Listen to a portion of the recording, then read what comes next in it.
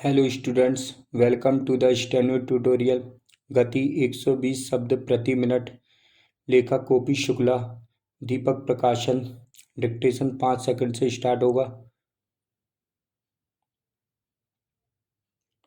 Yes, start. सभापति महोदय, उत्तर प्रदेश राज्य के पिछड़ेपन को दूर करने के लिए पहाड़ी क्षेत्रों का एक अलग से राज्य बनाए जाने के संबंध में यह प्रस्ताव सदन में विचार करने के लिए पेश किया गया है। स्वतंत्रता प्राप्ति के 45 सालों के बाद भी उत्तर प्रदेश के पहाड़ी क्षेत्रों का जो विकास हुआ है वह अन्य क्षेत्रों की तुलना में बहुत ही कम है। इस क्षेत्र के लोगों के बीच में एक ऐसा असंतोष व्याप्त है जिसका जिक्र वे समय समय पर करते रहते हैं। मेरे विचार से उत्तर प्रदेश के वे 8 जिले जिनके नाम इस प्रस्ताव में दिए गए हैं उनका एक प्रदेश और अन्य दूसरे जिलों का दूसरा प्रदेश बनाया जाना चाहिए। आज़ादी के इतने सालों बाद भी यहाँ के निवासियों को शिक्षा की सुविधा नहीं है, चिकित्सा तथा अन्य सुविधाएं भी प्राप्त नहीं हुई हैं। आज भी इस क्षेत्र के अनेक लोगों ने रेलगाड़ी को नहीं देखा है। यहाँ ऐसे भी स्थान हैं जहाँ पहुँचने में 1-2 महीने का समय लग जाता है। इसका कारण यह है कि वहाँ जाने की सुविधा नहीं है।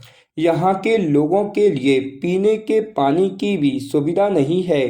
यदि हम उत्तर प्रदेश की जनसंख्या और इसके विस्तृत क्षेत्रफल को देखें तो लगभग 14 करोड़ की जनसंख्या वाला यह प्रदेश अपने देश की सबसे बड़ी जनसंख्या वाला प्रदेश है।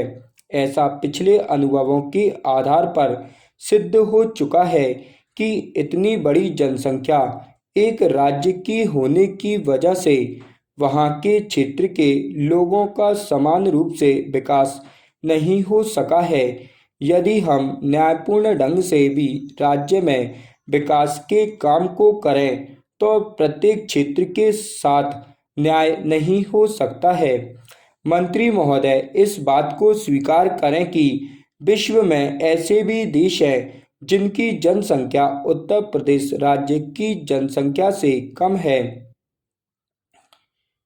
महोदय, इस क्षेत्र के लोग भोले भाले हैं और राष्ट्रभक्ति के प्रेम से बंधे हुए हैं। इस प्रेम में बंधे होने के कारण वे अनुशासित ढंग से इस समस्या को देश के सामने रखते आए हैं। हमारे पहले प्रधानमंत्री जी के नेतृत्व में इससे संबंधित एक समिति का गठन भी किया गया था और इस समिति ने भी उस समय यह सिफारिश की थी कि इस राज्य को 2 भागों में विभाजित कर दिया जाना चाहिए। मैं इस बात को बड़े गर्व के साथ कह सकता हूँ कि जहाँ अन्य प्रदेशों ने अपनी समस्याओं के समाधान के लिए हिंसा का सहारा लिया, सरकार के कामकाज में बाधा डाली, वहीं इस क्षेत्र की जनता ने अनुशासन में रहते हुए राष्ट्रभक्ति का परिचय देते हुए और अपनी बात को अनुशासन में रहकर इस देश की सरकार के सामने रखा है।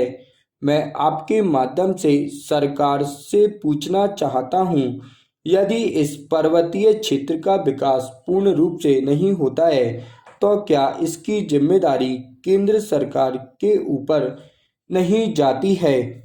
स्टॉप।